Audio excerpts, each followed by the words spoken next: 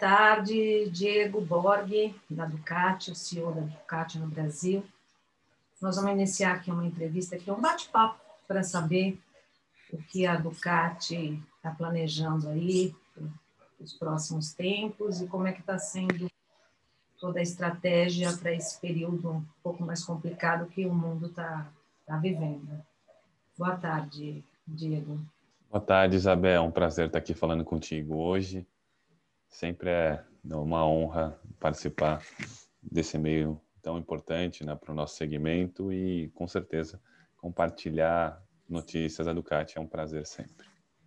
Eu queria iniciar com uma pergunta que sempre me fazem, que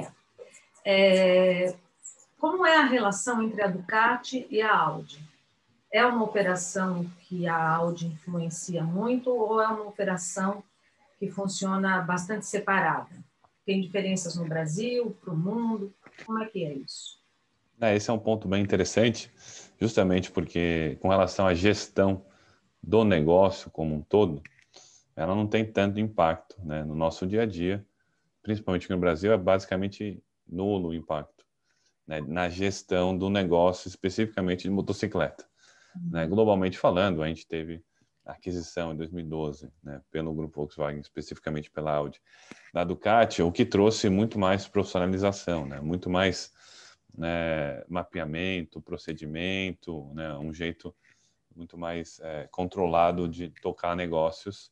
Então, juntou aquela paixão italiana com a razão alemã, né, que eu gosto de brincar. Então, a gente ficou uma empresa muito mais eficiente, depois, né, de um momento depois da aquisição, de alguns anos depois da aquisição, até os dias de hoje que a gente vê. Aqui no Brasil, por exemplo, onde eu estou hoje, eu estou dentro do escritório da Audi do Brasil, que é onde fica a Ducati do Brasil. Então, a gente compartilha escritórios, então a gente tem uma sinergia grande aqui no Brasil, principalmente. E o mais interessante, né, obviamente, começou essa sinergia, a gente falando de escritório, falando, né, de utilização de carros da Audi, de colocar nossas motocicletas em eventos da Audi, etc. e tal. E aí surgiu a nossa ideia de sinergia maior, que foi a sinergia do ponto de vista de varejo, de venda comercial, que é onde a gente teve a oportunidade de fazer um projeto piloto em 2019, onde uma loja da Audi, né, em Campo Grande, ia ter a primeira loja shop-in-shop da Ducati. Então, dentro do mesmo ambiente como, né, no conceito de loja, teria a Ducati dentro da Audi, claro que respeitando toda a identidade de ambas as marcas e respeitando também o fato de não ter motocicleta no mesmo showroom de carro, ser sempre um ambiente segregado, mas dentro do mesmo espaço, o que trouxe para a gente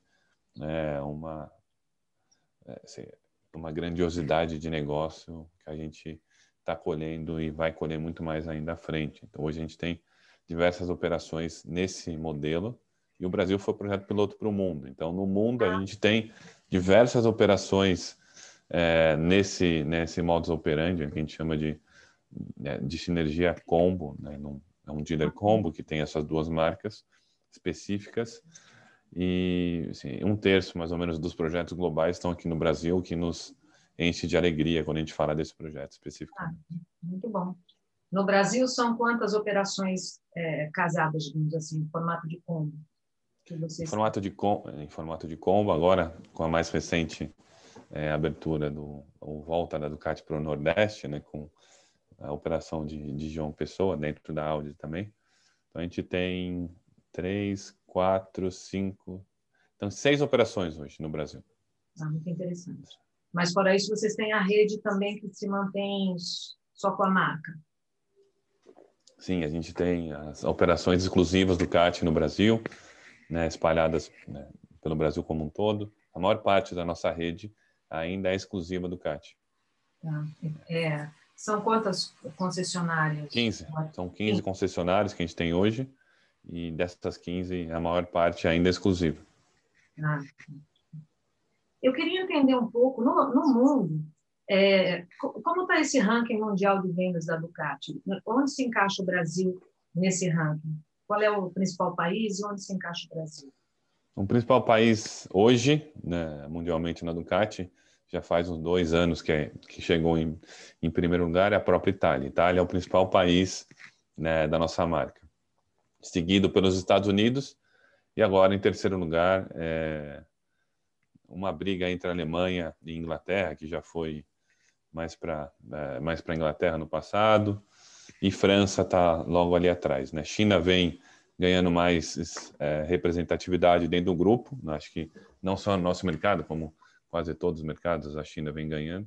O Brasil está entre os 10 países ali do mundo em termos de volume. Em quantos países a Ducati atua no mundo? Como subsidiária, a gente tem 16, né, com subsidiária, mas atua em mais de 100 países, né, se a gente for considerar importadora independente. Uhum. Eu percebo que a Audi, que é aí a mantenedora, digamos assim, tem uma estratégia já há anos muito forte, não só a Audi, como várias marcas de automóveis, no sentido dos carros elétricos de alta performance, né? Eletrificação do line-up. Exatamente.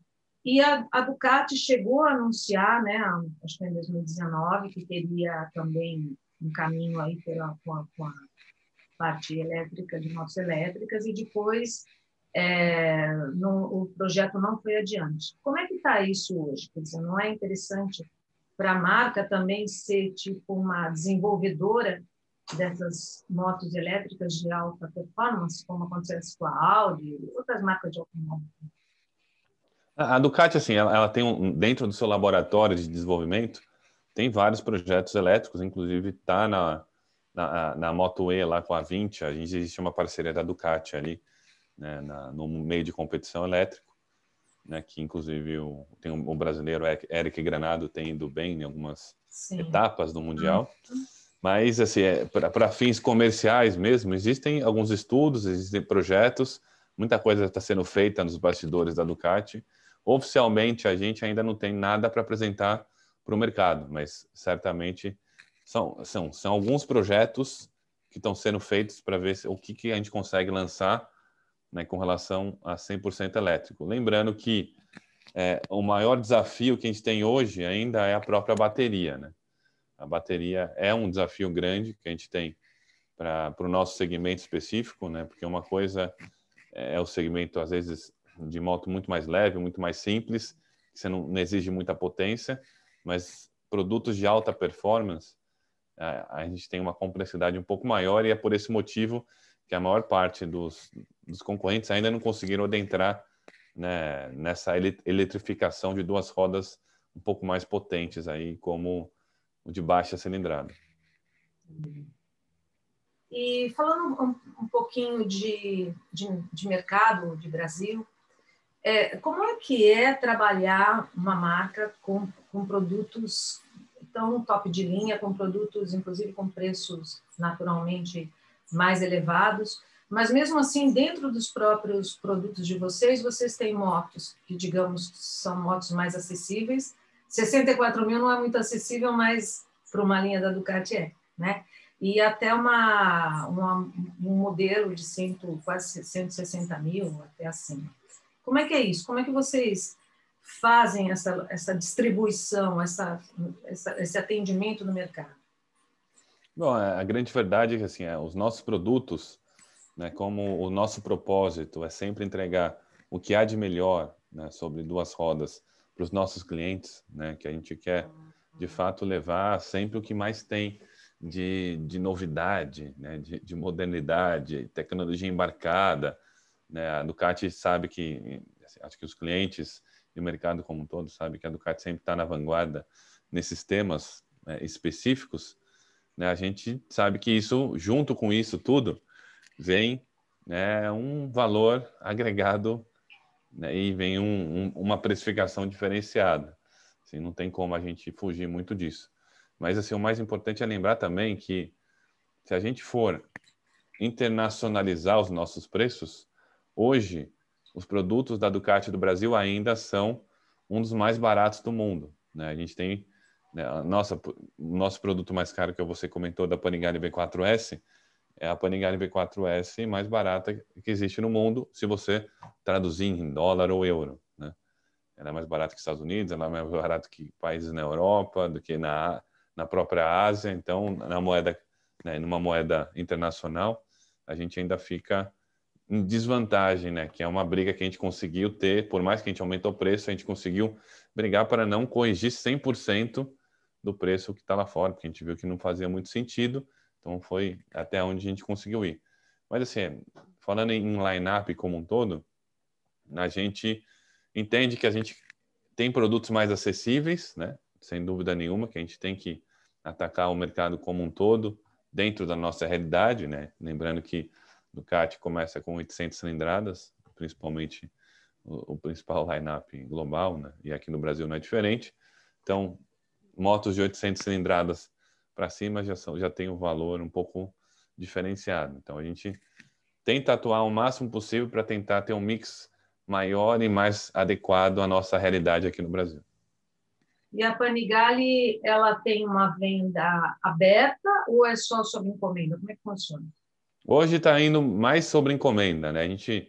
Ela tem, conceitualmente, ela tem uma venda aberta, mas pela demanda que a gente vem enfrentando desse produto específico já faz um tempo, então ela está vindo sobre encomenda, porque de fato a demanda tem sido muito maior que a oferta.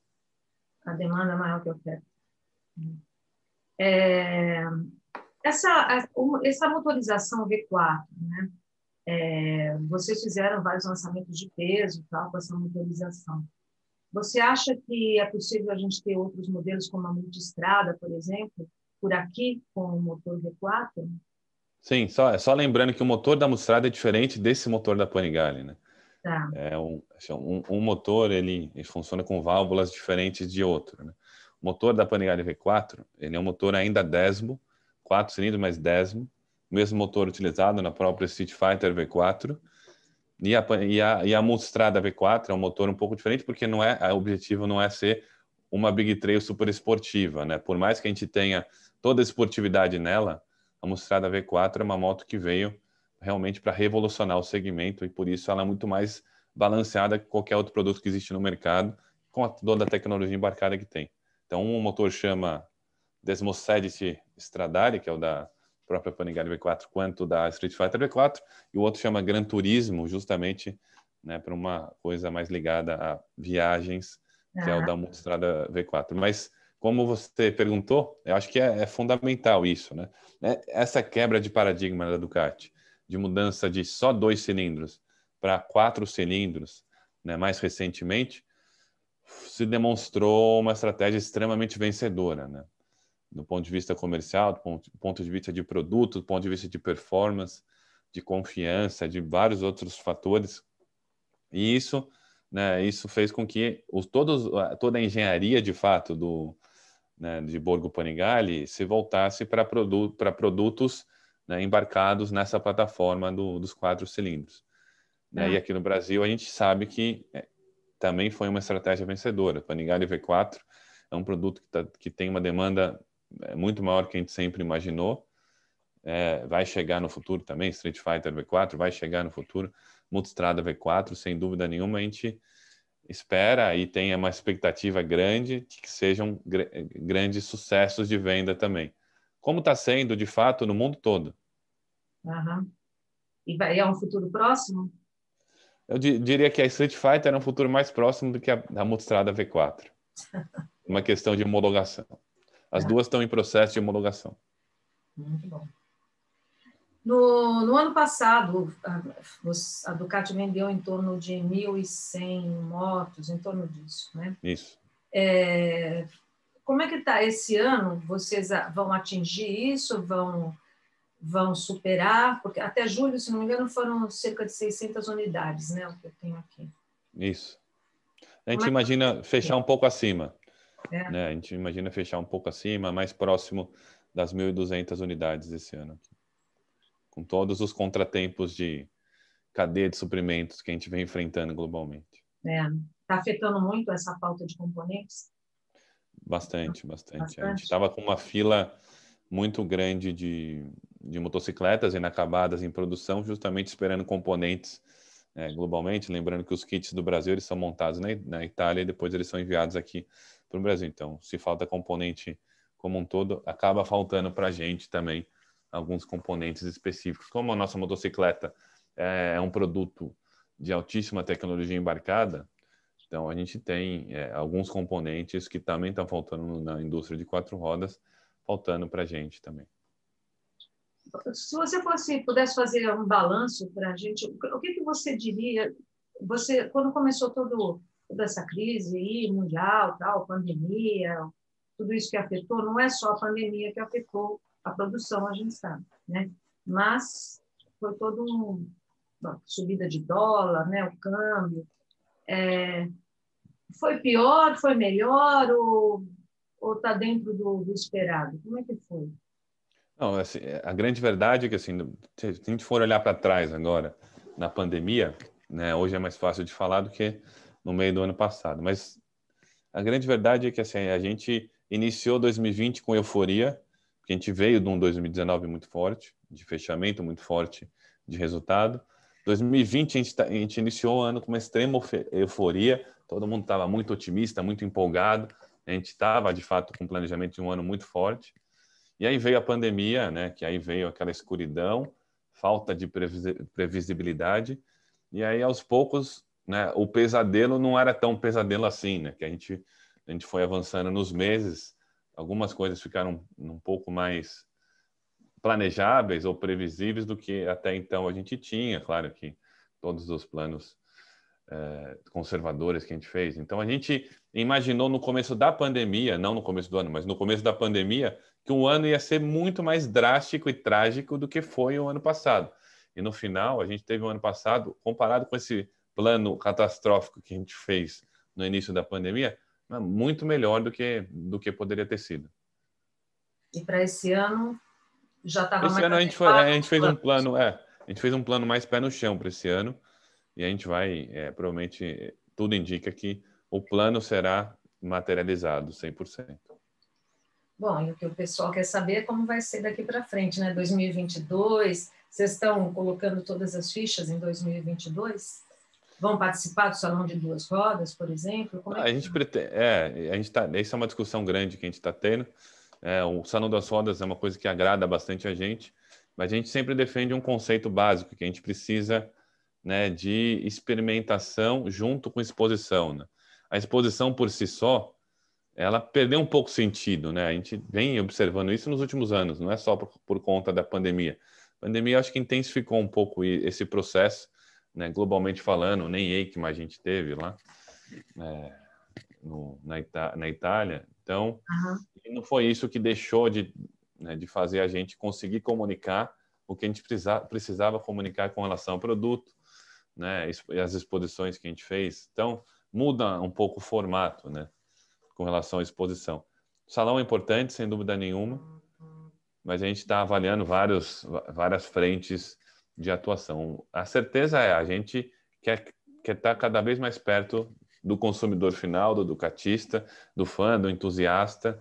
A gente quer estar cada vez mais perto das pessoas, seja por Salão Duas Rodas, seja por outros eventos similares do setor, mas a verdade é que a gente quer estar cada vez mais próximo, né, do pessoal.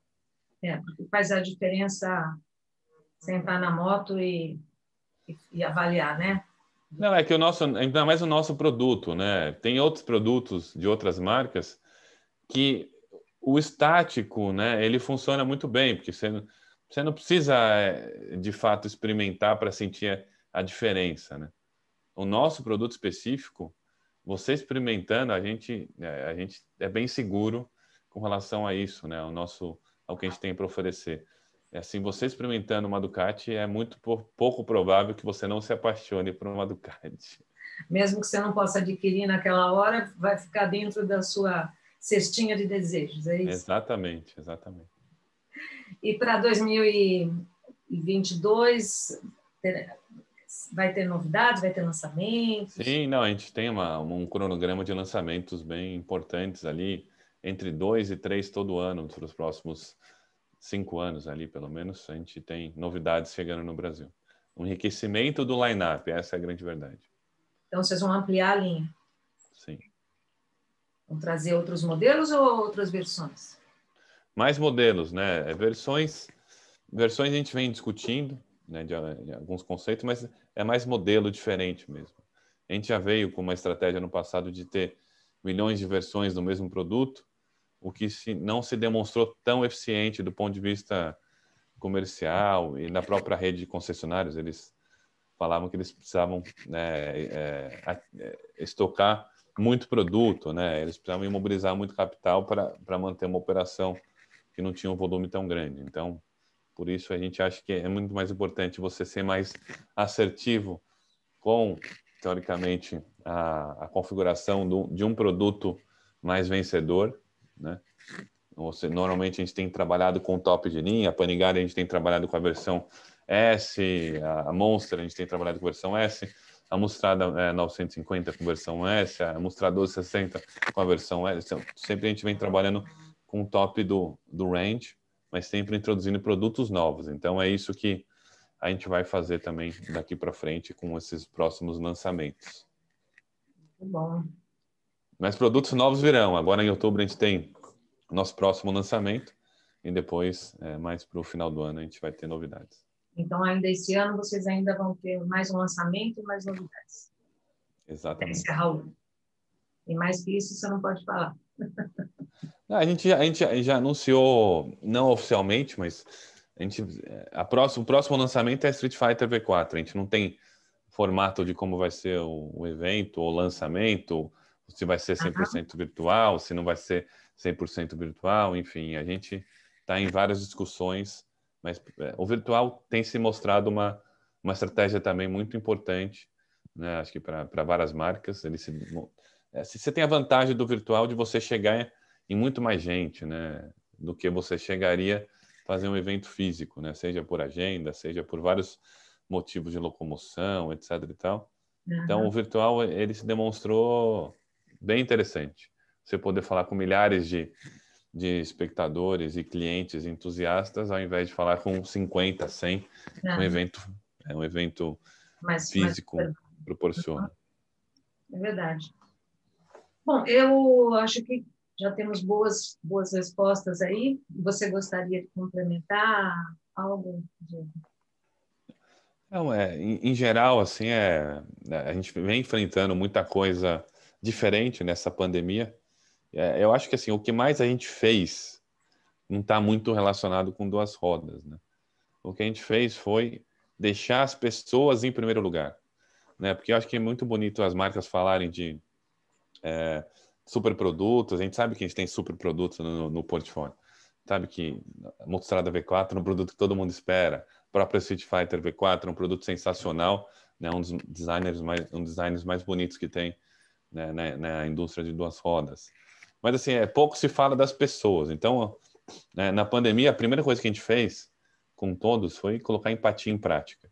Porque ficar em casa, especificamente, não é a mesma realidade para todo mundo. Tem gente que tem criança pequena, tem gente que tem animal, tem gente que tem idoso, tem gente que tem várias realidades diferentes. Então, a primeira coisa que a gente fez foi ter certeza que as pessoas estavam no ambiente adequado de trabalho e estava com total entendimento e tolerância de que, às vezes, tinha pessoas que 3, 4 horas por dia era o máximo que podia se dedicar para a empresa naquele momento. E não era um problema para a gente isso. Então, empatia foi algo colocado muito em prática desde do início da pandemia, né? E uma outra ação que a gente fez muito forte foi a aproximação.